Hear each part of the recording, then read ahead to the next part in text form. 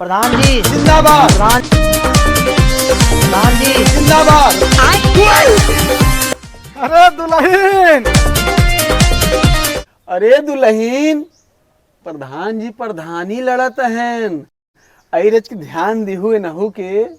अरे भैया के ध्यान दे, वह एक जने के ध्यान दे रहे हैं। जीत गए दुआरे कबो दिखाने नाई। अरे तो दुल्हन सब प्रधान की नाय हमें प्रधान जी नहीं समझे। बतावा कोनो समस्या तकलीफ हो तो है। देखा प्रधान जी, हम वोटे के जिम्मेदार बिल्कुल नहीं यही। अरे तो वोटे के जिम्मेदार तू नाय हो दुल्हन, तो के बा? हमार बूढ़ा है। अच्छा अच्छा, तोहर बूढ़ा है। कहाँ है तोहरा बूढ़ा? हाँ बैठी हैं, जाके मिल लूँ ही।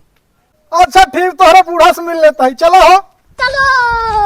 अरे दादी नमस्ते। अरे दादी, जैसे अगले पंचवर्षीय ध्यान दे रहू, हमें विजयी बनाए रहू, इहू दैया अगर आशीर्वाद से तोहरे अगर हम जीत गए न दादी, तो सबसे पहले तोहार टीना और तोहार छप्पर हटवाई के पक्का मकान तैयार करवाओ दादी। मार जहाँ चादर रहा, जहाँ छपरा रहा, तो होते तो मांगा नहीं ना तेरी माँ का चौदह।